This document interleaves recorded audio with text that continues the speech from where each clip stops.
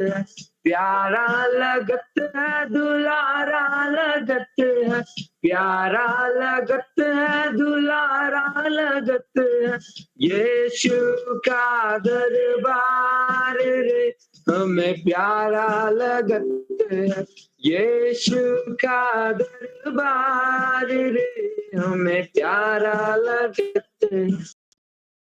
तेरे दरबार मसीह कौन कौन आवे, तेरे दरबार मसीह कौन कौन आवे, धर्म के भूखे गुनहगार रे हमें प्यारा लगत है, यीशु का दरबार रे हमें प्यारा लगत है, यीशु का दरबार रे हमें प्यारा लगत है।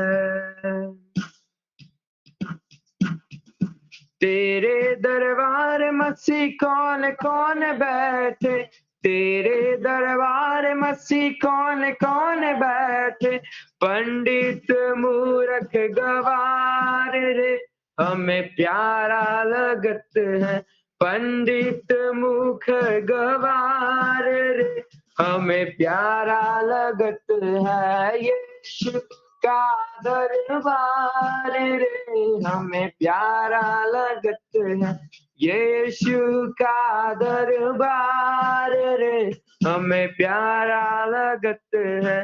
तेरे दरबार मसीह क्या क्या मिलत है, तेरे दरबार मसीह क्या क्या मिलत है, मुक्ति और शांति अपार रे हमें प्यारा लगत है, मुक्ति और शांति अपार रे हमें प्यारा लगत है, यीशु का दरबार रे हमें प्यारा लगत है, यीशु का दरबार रे हमें प्यारा लगत है। तेरे दरबार मसीह हम सब आए, तेरे दरबार मसीह हम सब आए, सुन लो प्रभु जी पुकार रे हमें प्यारा लगत है, सुन लो प्रभु जी पुकार रे हमें प्यारा लगत है, यीशु का दरबार रे हमें प्यारा लगत है, यीशु का दरबार रे हमें प्यारा लगत है, यीशु का दरबार रे हमें प्यारा लगत है, प्यारा लगत है, दुलारा लगत है, प्यारा लगत है, दुलारा लगत है, यीशु का दरबार रे हमें प्यारा लगत है, यीशु का दरबार रे हमें प्यारा लगत है। हालेलुया। इस गीत से परमेश्वर की आराधना, स्तुति, महिमा और प्रशंसा बढ़ाई होने पाए, तो हम लोग एक और गीत को गाएंगे, फिर इसके बाद हम लोग मैसेज की ओर जाएंगे। हम लोग गाएंगे कफारा मेरा तू ही है, सहारा मेरा तू ही है। ये बहुत सुंदर और परमेश्वर का बहुत प्यारा गीत है, तो आप लोग साथ मिलकर गाएं। अगर जिन लोग को भी नहीं आता है लोग पीछे पीछे गाएं, परमेश्वर की आराधना स्तुति महिमा करें इस गीत के द्वारा। कफारा मेरा तू ही है, सहारा मेरा तू ही है, कफारा मेरा तू ही है, सहारा मेरा तू ही है, मैं तेरी राहों पर चलता रहूं मेरे खुदा, मैं तेरी राहों पर चलता रहूं मेरे खुदा, मेरे खुदा, मेरे खुदा, मेरे खुदा, मेरे खुदा, विधिया मेरे पापों की तू, छुपने की तू ही जगह, राहों की तू है रोशनी, रूजन बदन की सिफा, विधिया मेरे पापों की तू, छुपने की तू ही जगह, राहों की तू है रोशनी, रोशन बदन की सिफा, मस्सा से मुझे भर दे तू, लहू से मुझे धो दे तू, मस्सा से मुझे भर दे तू, लहू से मुझे धो दे तू, मैं तेरी राहों पर चलता रहूं मेरे खुदा, मैं तेरी राहों पर चलता रहूं मेरे खुदा, मेरे खुदा, मेरे खुदा, मेरे खुदा, मेरे खुदा, तेरे सिवा कोई नहीं, जख्मों को जो भर सके, तेरे सिवा कोई नहीं, जख्मों को जो भर सके, अपने परों में तू छिपा, बाहों में ले मुझे, तसल्ली तेरी बातों में, तेरे ही छीदे हाथों में, तसल्ली तेरी बातों में, तेरे ही छीदे हाथों में, मैं तेरी राहों पर चलता रहूं मेरे खुदा, मैं तेरी राहों पर चलता रहूं मेरे खुदा, मेरे खुदा, मेरे खुदा, मेरे खुदा,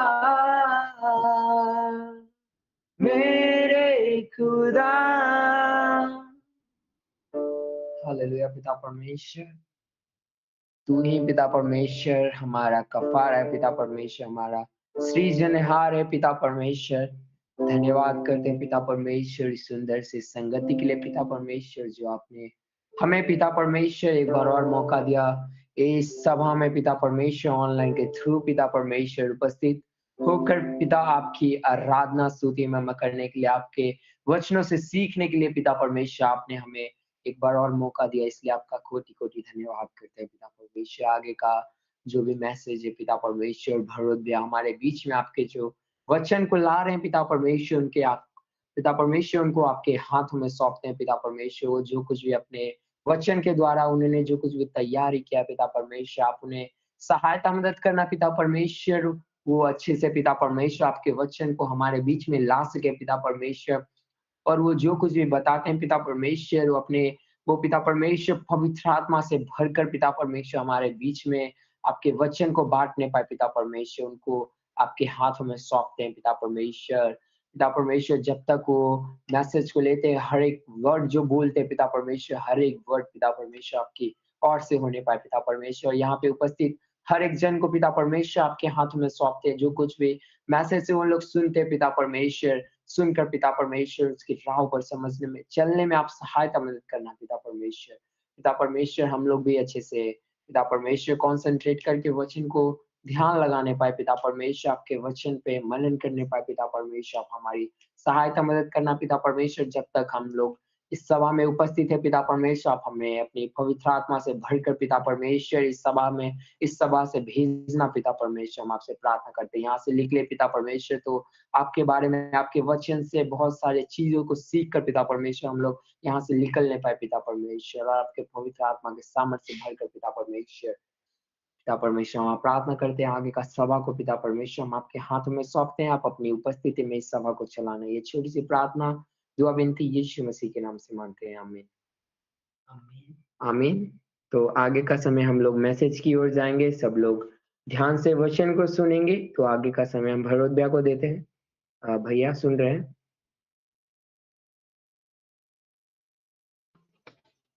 हेलो।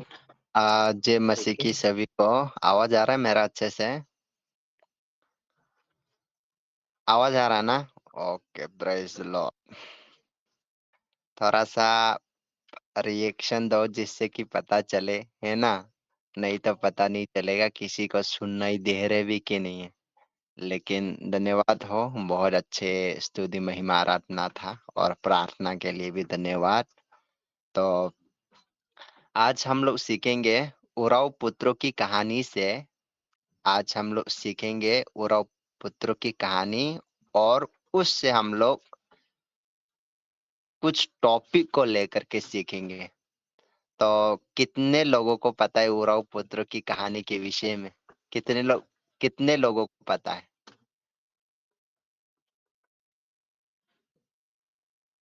और संजीत कुमार को नहीं पता। कोई नहीं, प्रभु की महिमा हो। इस कहानी को हम लोग आज सीखेंगे और सुनेंगे, तो सब लोग अपना कान खोल के रखिए, है ना? और कुछ ना कुछ सीख करके जरूर से जाइएगा। तो आइए, ज्यादा समय को बर्बाद ना करते हुए हम लोग आज की टॉपिक की ओर जाएंगे। उराव पुत्र की कहानी। ये दृष्टांत है जो कि प्रभु यीशु मसीह ने बताया है। अगर आप लोग बाद में देखना चाहे तो मैं आप लोगों को बता दूं, लूका 15:11-32 तक मिलेगा। 11 वर्ष 32, लूका 15:11 का 32, है ना? तो वहां पर आप लोगों को ये दृष्टांत देखने को मिलेगा, उराव पुत्र का दृष्टांत। तो यीशु मसीह, प्रभु यीशु मसीह अपने चेलों को, है ना, लोगों को बताते हैं कि एक मनुष्य के 2 पुत्र थे।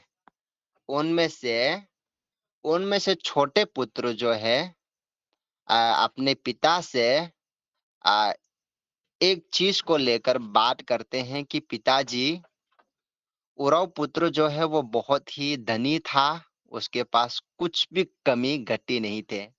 इवन उनके घर में बहुत से नौकर भी थे, है ना? और उनके पास दान दौलत की कुछ भी कमी घटी नहीं था।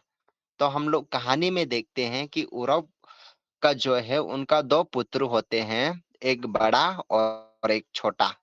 तो छोटा पुत्र एक दिन सोचते हैं कि हमारे घर में तो मैं और मेरा भाई है, तो आप हमारे पिताजी की जो धन दौलत है, संपत्ति है, उसमें से मैं आधा और बड़े भाई आधा आधा बात लेते हैं। तो उसने पिताजी से कहा कि पिताजी, जो घर का संपत्ति है, जो धन है, वो मेरे को मेरा हिस्सा दे दीजिए, मैं घर छोड़ना चाहता हूँ, है ना?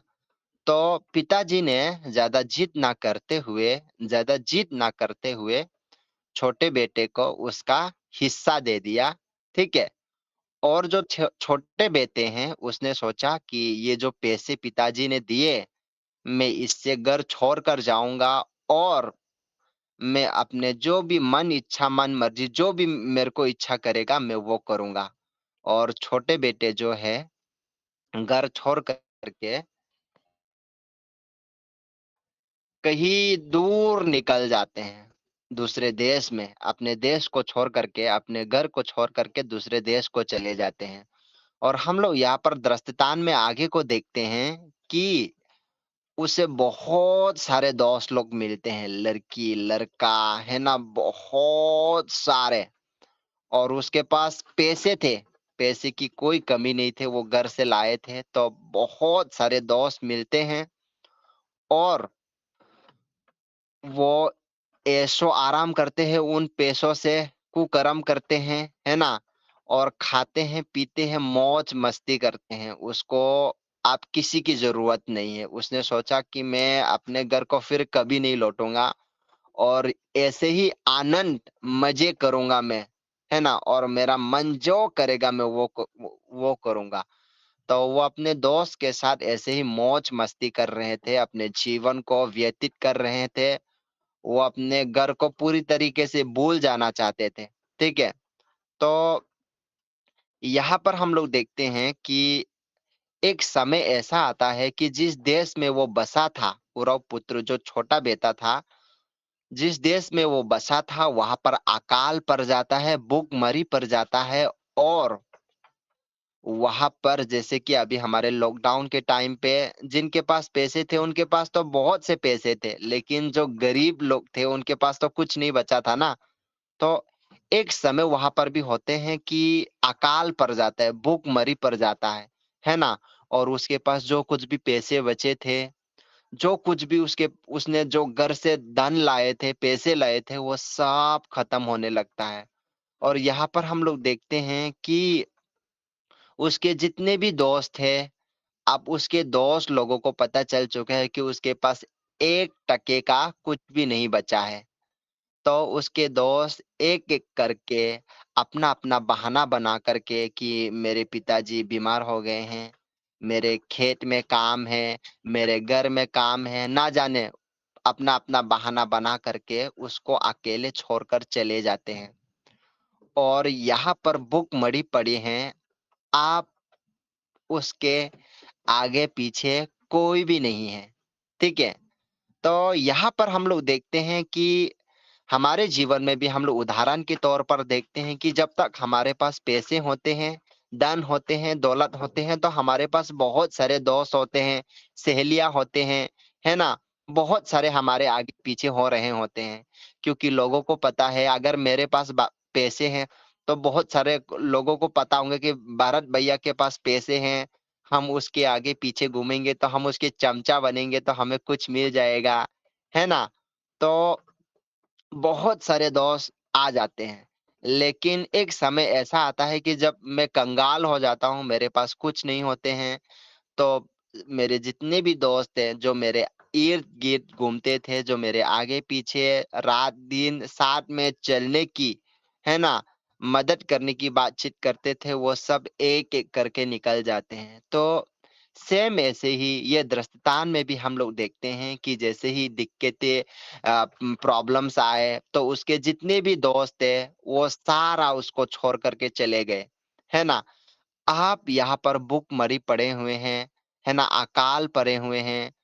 आप खाने भूख तो लगता है, खाने के लिए कुछ तो करना पड़ेगा ना? अब उसने सोचा कि अब मैं काम देखता हूँ, है ना? अब मैं काम देखूँगा, क्या देखूँगा? अब मैं काम देखूँगा, ताकि एक टाइम का खाना मिले। यहाँ पर हम लोग देख सकते हैं कि आप जो अपने घर से धन लेकर के आए थे, अपने पैसे पे बहुत ज़्यादा गुरूर था, घमंड था, लेकिन एक टाइम ऐसा आया कि वो जो गुरूर था, जो घमंड था, वो पूरी तरीके से तहस-नहस हो जाता है और वो आप काम ढूँढने में मजबूर हो जाता है, ना चाहते हुए भी उसे काम ढूँढना है, अभी काम करना है पेट के लिए, ठीक है? तो वो घर-घर पे जाते हैं, दरवाज़ा खटखटाते हैं और वहां पर अकाल पड़ने की वजह से चारों तरफ उसको इनकार का सामना करना पड़ता है। पहला दरवाजा खटखटाता है तो बोलते हैं क्या हुआ? मुझे काम की ज़रूरत है, मेरे को काम दे दो ताकि मैं एक टाइम का खाना खा सकूँ। तो वो पहला घर मना कर देते हैं, सेम दूसरे घर पे भी जाते हैं, तीसरे घर पे भी जाते हैं, चौथे घर पे भी जाते हैं।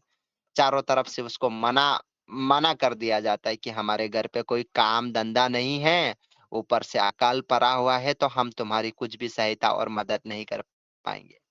उसने सोचा कि जब मेरे पास पैसे थे तो काफी दोस्त भी थे, तो वो अपने दोस्त के घर पे भी गया कि मेरे भाई, मेरे जान, मेरे दोस्त, तू तो मेरे खुशी के टाइम पे साथ था, अब मेरे पास कुछ नहीं है, मेरे को कुछ काम दे दो ताकि मेरा एक टाइम का खाना हो जाए, है ना।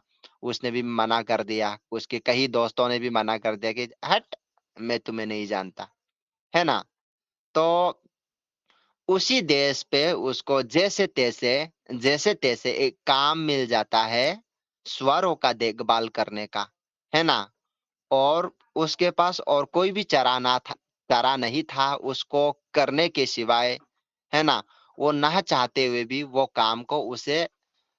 काम से जुड़ना ही पड़ता है। और स्वर का देखभाल करना था, देखरेख करना था। और यहाँ पर हम लोग देखते हैं कि स्वर का जो मालिक है, वो उन्हें ये बताते हैं कि तुम्हें अलग से खाना नहीं मिलेगा, तुम्हें स्वरों के साथ ही खाना खाना पड़ेगा। जो स्वर खाते हैं खाना, वो ही खाना तुमको खाना पड़ेगा। तो अब वो कुछ नहीं कर सकता था।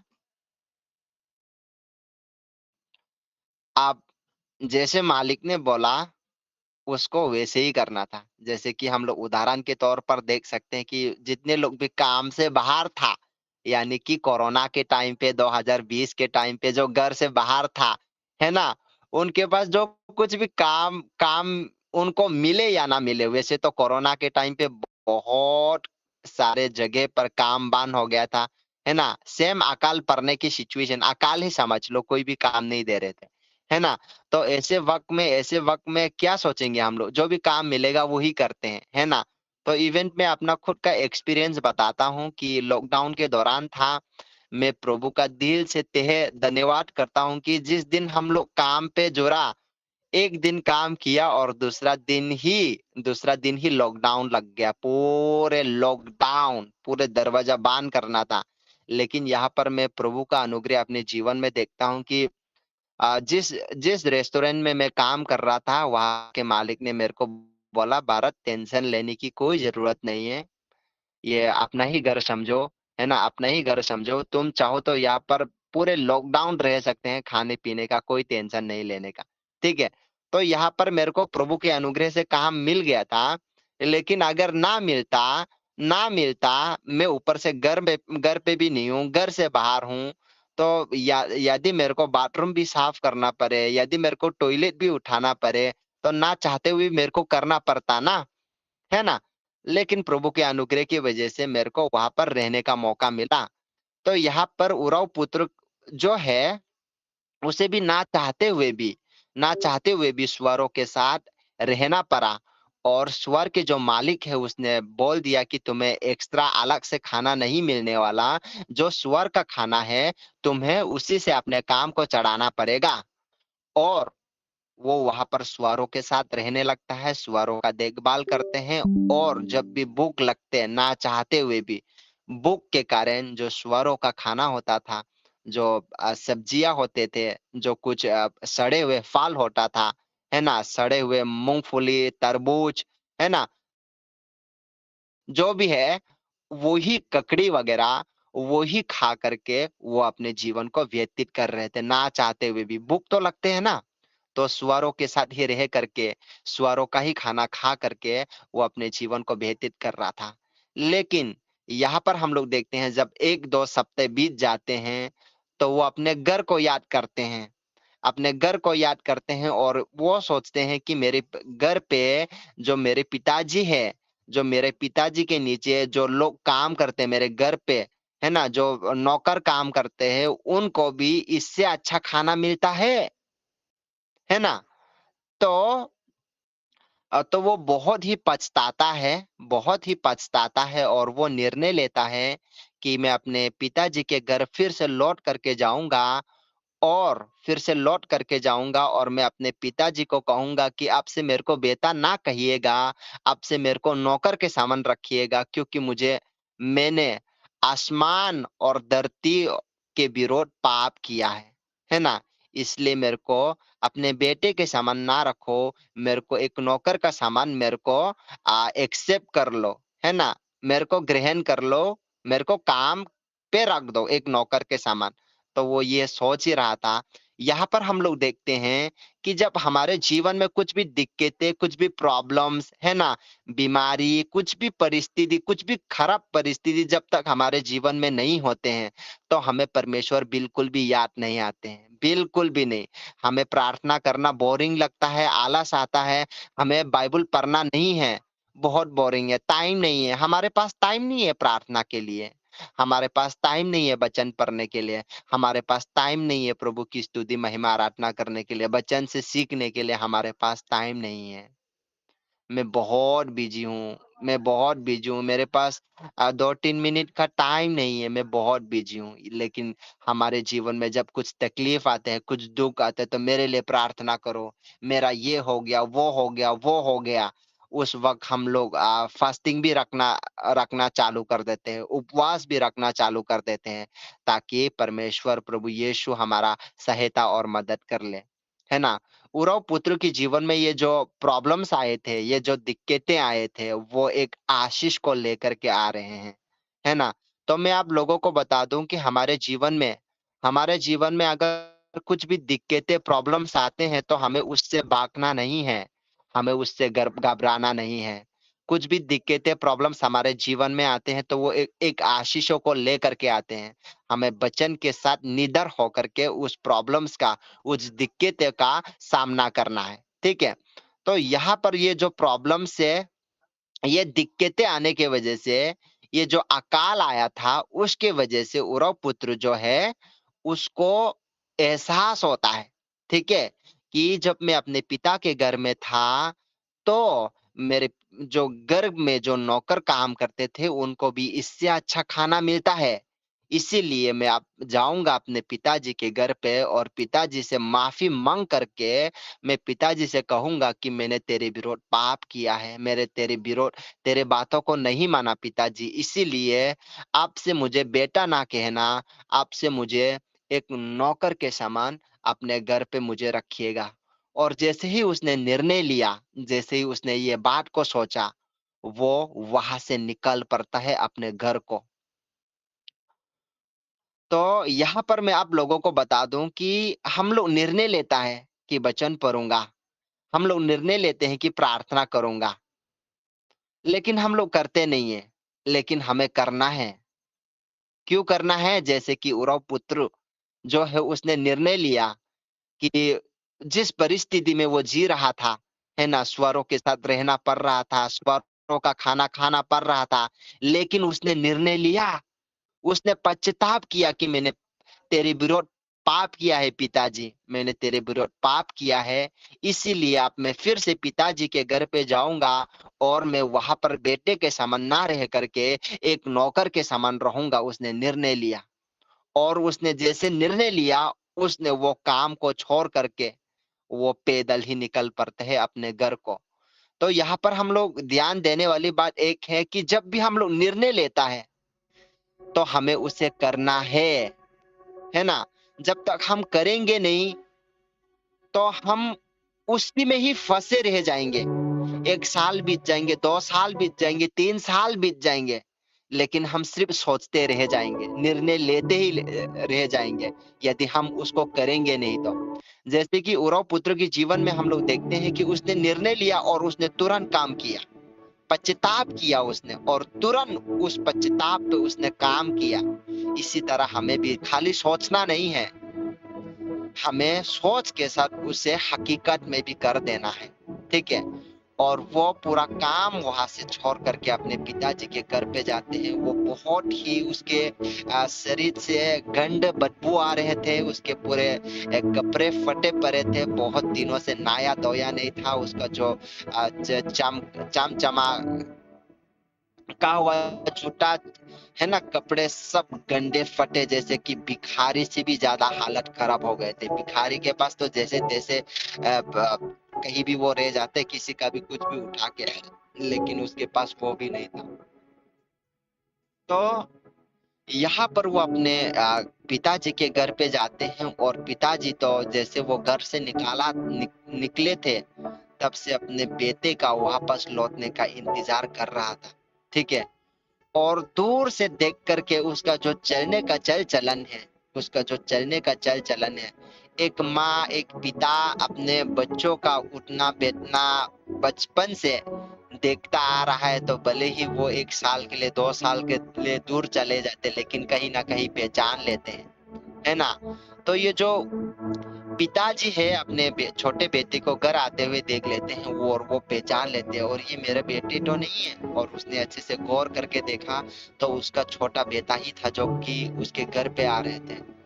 और वो घर पे आते हैं और जैसे ही घर के अंदर घुसने वाला रहते हैं, दरवाजा के बाजू में ही पिताजी आ जाते हैं। और जैसे ही पिताजी गले लगाने पर था अपने बेटे को, तभी छोटे बेटे पिताजी को मना कर देते कि पिताजी मेरे को माफ कर दो, है ना, मेरे को गले मत लगो, मेरे को अभी बेटे के समान नहीं, क्योंकि मैंने आसमान की विरुद्ध, धरती की विरुद्ध, तेरे विरुद्ध मैंने पाप किया है, इसलिए मेरे को क्षमा कर दे।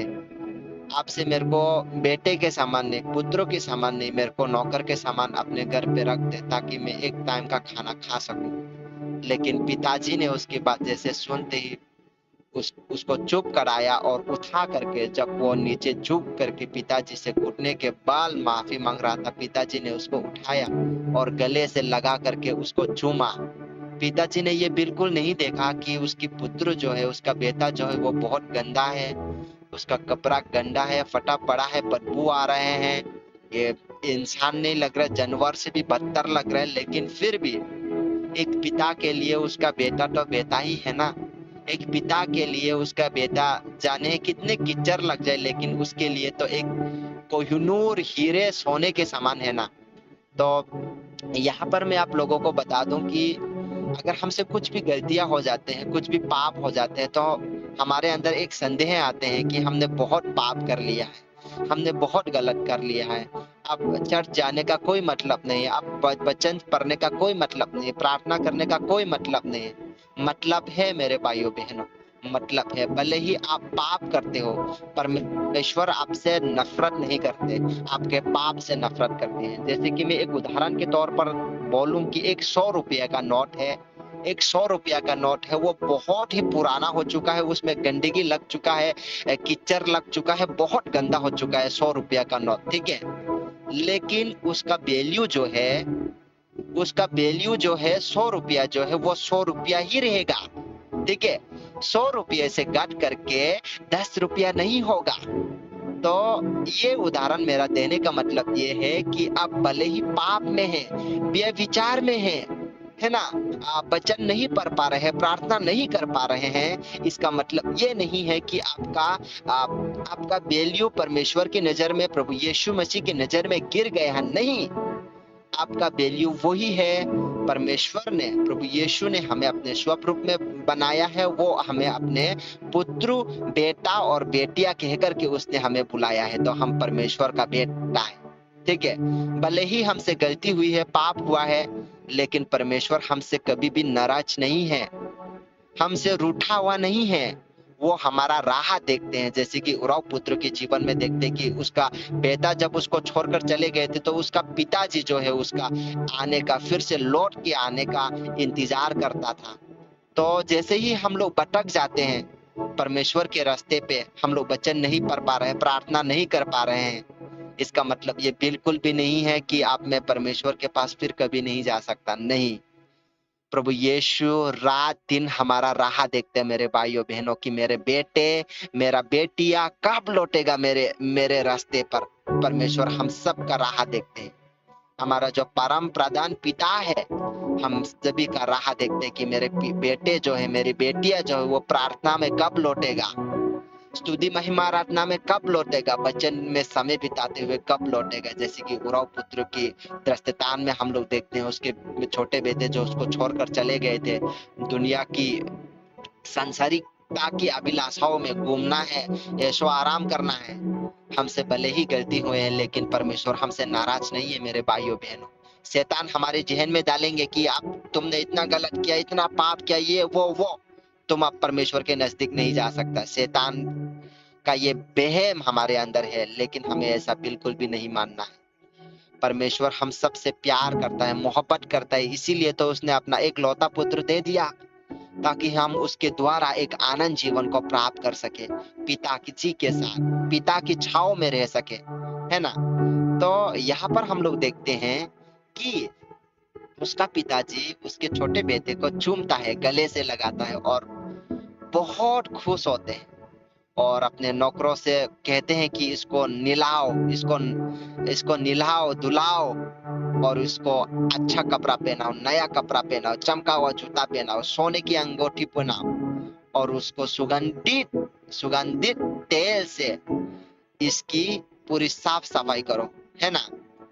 और उसको साफ सफाई करने के लिए, नहलाने के लिए उसके नौकर ले जाते हैं और पकाने वाले नौकरों से कहते हैं कि एक पशु को काटिए और उसको अच्छे से पकाइए ताकि हम सब आनंद के साथ, खुशी के साथ खाए पिए, क्योंकि जो मेरा बेटा खो गया था, जो मेरा बेटा मर गया था, वो फिर से जी आया है और जो मेरा बेटा खो गया था वो फिर से घर लौट आया है।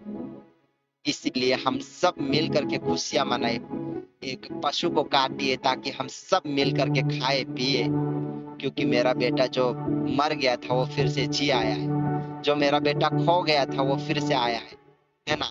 और वहां पर वो सारा काम चालू हो जाता है, बेटा का नहलाना धुलाना और पशु को काट करके उसका बहुत ही स्वादिष्ट पकवान और घर पे बिल्कुल खुशियों का माहौल छा जाता है ना? और वहां पर गाना बजाना हो रहा होता है। तो यहाँ पर हम लोग वचन में भी देखते हैं कि अगर कोई भी खोया हुआ लोग अपना मन को, अपने पाप को मान लेते हैं, अपने पाप को पश्चाताप करके प्रभु की राहों पर फिर से आते हैं, पिता के घर में फिर से आते हैं, तो आप लोगों को पता है क्या होता है? उसके लिए स्वर्ग में हजारों करोड़ों स्वर्गदूत आनंद मनाते हैं, क्योंकि एक आत्मा ने जो नरक जा रहे हैं, एक आत्मा ने अपने जीवन को प्रभु परमेश्वर के हाथों में सौंप दिया है आनंद काल के लिए। तो जैसे ही उरव पुत्र घर लौट करके आए हैं, वैसे ही पिता, परम पिता प्रधान प्रभु यीशु परमेश्वर भी हम सभी का राह देखते हैं। और जब भी कोई भी खोया हुआ पैर फिर से घर को लौटता है, तो आपको पता है स्वर्ग में उसके लिए आनंद मनाया जाता है, खुशियां मनाया जाता है, धूमधाम से हजारों करोड़ों स्वर्गदूत नाचते हैं, गाते हैं, क्योंकि खोया हुआ बेटा लौट करके आए। जब कोई भी खोए हुए लोग अपने जीवन को आनंद काल के लिए प्रभु यीशु के हाथों में सौंपते हैं, तो वही होते हैं खुशियां, आनंद। तो यहाँ पर भी हम लोग वही देखते हैं। तो प्रभु यीशु मसीह ने दृष्टांत के थ्रू ये बताया है कि जिस तरह एक खोया हुआ बेटा खो जाता है और फिर से लौट करके अपने पापों को मान लेते हैं, अपने गलतियों को मान लेते हैं, पश्चाताप करते, पिता के घर पे वापस आते, तो क्या होता है?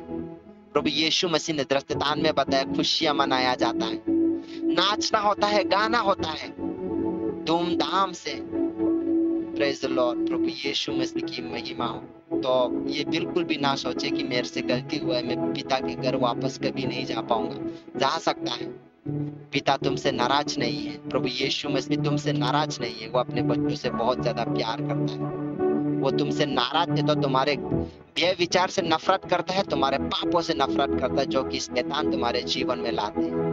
इसलिए हमेशा ध्यान रहे कि पिता परमेश्वर प्रभु यीशु हम सबसे प्यार करता है और उसने प्यार का इजहार इस प्रकार से किया अपने जान को दे करके कि मैं तुम लोगों से इतना ज्यादा प्यार करता हूँ मेरे बेटे, मेरी बेटियां, कि मैं तुम्हारे लिए जान भी दे सकता हूँ। प्रेज़ द लॉर्ड, प्रभु यीशु मसीह के नाम की महिमा। हम लोग कहानी में आगे देखते हैं कि उसके जो बड़े बेटे हैं वो घर को लौट रहा था, तो उसने दूर से ही सुन लिया गाना बजाना, है ना? और वो घर के नजदीक आते हैं तो गाना बजाना उसने सब चीजें देख लिया था। वो सोचने लगा कि आप क्या हो रहे यहाँ पर, है ना? और उसने एक नौकर को बाजू में बुला करके पूछा कि घर पे क्या हो रहा है? तो नौकर ने बोला, जो तेरे छोटे भाई है ना, जो तेरे छोटे भाई है जो घर छोड़ करके चले गए थे, है ना? हमारे साहब जी को लगा था कि वो मर गया है, गायब हो गया है, फिर कभी नहीं लौटेंगे, लेकिन वो आज फिर आया है, घर पे लौट करके आया है, सही सलामत आया है। उसी के खुशी में आज नाचना गाना धूमधाम से सेलिब्रेट किया जा रहा है ना। और उसके लिए एक पशु भी काटे गए हैं ताकि सब लोग उस खुशी में शामिल होकर के खाए पिए, है ना। उसी के खुशी में ये सब जश्न मनाया जा रहा है। तो बड़े बेटे जो है वो बहुत ही दुखित हो जाता है कि मैं इतने दिनों से पिताजी का सेवा कर रहा हूँ, पिताजी का छाया बन करके रह रहा हूँ, लेकिन उसने आज तक मेरे लिए तो कुछ भी नहीं किया। लेकिन जिस बेटे ने उसको मरने के लिए, है ना, छोड़ दिया अकेले कि मेरे को मजे करने हैं, संसारिक अभिलाषाओं में जाना है, लेकिन आज वो फिर से अपने सब कुछ खोने के बाद फिर से घर पे लौटते तो उसके लिए इतनी खुशियां, तो वो बहुत ही दुखित हो जाता है, बहुत ही नाराज हो जाता है ना। और पिताजी दूर से ये सब देख लेते हैं और पिताजी घर के बाहर आते हैं। पिताजी पूछते हैं बड़े बेटे से कि बेटा क्या हुआ। तो जो बड़े बेटे थे उसके मन में जो कुछ भी था उसने पिताजी को बता दिया कि मैं तेरे साथ इतने साल से हूँ, तेरे वफादार बेटा बन के रहा हूँ, तुझे कभी अकेले नहीं छोड़ा। उसके बावजूद भी पिताजी आपने मेरे लिए कुछ भी नहीं किया। आज तक आपने मेरे लिए एक मुर्गा, एक बकरा भी आपने मेरे लिए नहीं काटा कि मैं अपने दोस्तों के साथ खाऊं पीऊं और मजे करूं, आपने मेरे लिए नहीं किया। और जिस बेटे ने आपको अकेले छोड़ दिया वो आज इतने सालों बाद आते तो आप उसके लिए इतनी खुशियां मना रहे हो, है ना। तो यहाँ पर पिताजी कहते हैं कि देख बेटा, ऐसा बिल्कुल भी नहीं है कि मैं तेरे से प्यार नहीं करता, मैं तेरे से जी जान से प्यार करता हूँ। मेरे जो भी दान दौलत है, जो भी संपत्ति है, वो सब तेरे ही तो है, टेंशन क्यों लेते हो। लेकिन देख तू भी पता है कि तेरे जो भाई है वो घर को छोड़ करके चले गए थे। हमें लगा था कि वो फिर कभी लौटेंगे नहीं, हमें लगा था कि वो मर गया है, हमें लगा था कि वो शायद कभी फिर लौटेंगे नहीं। लेकिन देख, प्रभु की किस्मत से, प्रभु की दया से वो फिर आज घर आया है। तो उसकी खुशी में तू भी शामिल हो। आओ, नाराज मत हो। हम सब मिल करके गाते हैं, बजाते हैं, नाचते हैं और साथ में मिल करके खाते हैं, पीते हैं, नाराज मत हो। पिताजी घर के अंदर चले जाते हैं। यहाँ पर एक चीजों को आप लोगों ने नोटिस किया कि जो छोटे बेटे हैं वो घर के अंदर है। ध्यान से सुनिएगा, कान खोल करके। जो छोटे बेटे हैं वो घर के अंदर है और जो बड़े बेटे हैं वो घर के बाहर है ना। तो यहाँ पर एक बात समझने की बहुत ज्यादा जरूरत है। मैं आप लोगों को बता दूं कि वचन हमें कहते हैं जो पिछले हैं वो पहले किए जाएंगे और जो पहले हैं वो पिछले किए जाएंगे। इसका मतलब ये है कि जो पहले ही था वो बाद में हो जाएगा, लेकिन जो बाद में था वो पहला हो जाएगा। वचन हमें बताता है। इसका मतलब यही है ना, कि हम लोग जा तो रहे चर्च में, दिखा रहा है कि प्रार्थना कर रहा है, वचन पढ़ रहा है, लेकिन हमारे अंदर कुछ भी नहीं है, खोखलापन है। हम लोग दिखा तो रहे कि हम लोग पहले हैं, मैं तो रोजाना चर्च जाता हूँ, मैं तो ये करता हूँ, जैसे कि बड़े बेटे ने किए, लेकिन उसके मन पे तो खोखलापन था ना। तो वो परमेश्वर की नजर से तो वो बाहर ही हुआ, ठीक है। लेकिन जो चर्च भी नहीं आ पा रहे थे, है ना, प्रार्थना भी नहीं कर पा रहे थे, वचन भी नहीं पढ़ पा रहे थे, लेकिन उसने अपने गलती को माना कि मेरे से गलती हुआ, मुझे माफ करो, पश्चाताप किया। वो भले ही बाद में था, लेकिन उसने अपने गलतियों को माना, ठीक है। इसलिए परमेश्वर की नजर में वो सही ठहरा, ठीक है। भले ही वो बाद में कहा, लेकिन परमेश्वर के सामने उसने अपने पापों को माना, अपने गलती को माना, इसलिए वो पहले किए जाएंगे, ठीक है। तो यहाँ पर हम लोग यही देखते हैं कि जो पहले है वो बाद में हो जाएगा, वो जो बाद में है वो पहले हो जाएगा, है ना। तो यहाँ पर भले ही बड़े बेटे पिताजी के साथ रह रहे थे, लेकिन वो अंदर से खोखले थे, है ना, इसलिए वो परमेश्वर के उस अनुग्रह से पीछे हो गए। लेकिन जो छोटे बेटे थे वो बाद में थे, लेकिन उसने पश्चाताप किया, अपने गलती को माना, इसलिए वो परमेश्वर के अनुग्रह में आगे आया, ठीक है। तो यहाँ पर हम लोग सीखने वाली बात यह है कि हम सब विश्वासी भाइयों बहनों, हमें लगता है यहाँ पर हम लोग दृष्टांत में भी देखते हैं कि जब छोटे बेटे घर को छोड़ करके चला गया था। ध्यान से सुनिएगा, कान खोल करके।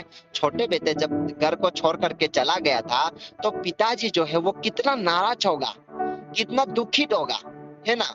जिस बेटे को वो रात दिन देखते हैं बढ़ते हुए, है ना, जवान होते हुए देखते हैं, लेकिन वो एकदम से गायब हो जाता है अपने घर को छोड़ करके, तो उसके लिए कितना दुखद होगा वो दिन, है ना। कि क्या पता फिर से लौटेंगे भी कि नहीं, क्या पता सही सलामत होंगे भी कि नहीं, क्या पता आज के बाद फिर मैं उसका चेहरा कभी देख पाऊंगा कि भी नहीं। लेकिन पिताजी जो है वो उसका रात दिन उसका राह देखता है कि वो फिर से लौट करके आएगा।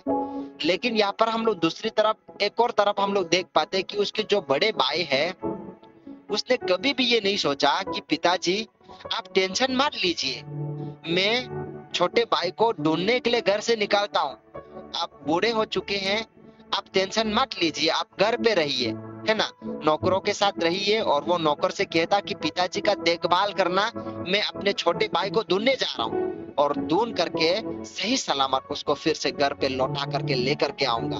उसके बड़े भाई ने ये कभी भी नहीं सोचा, कभी भी नहीं।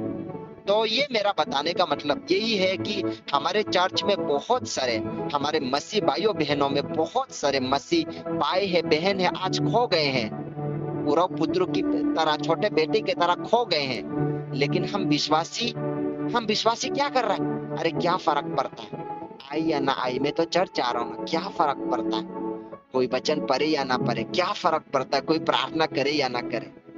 हम क्या है, हम भी तो बड़े बेटे के समान कर रहे हैं ना। फर्क पड़ता है मेरे भाइयों में। इसलिए जितने भी खोए हुए लोग हैं, हमें उन लोगों को ढूंढ करके लाना है परमेश्वर के रास्ते पे।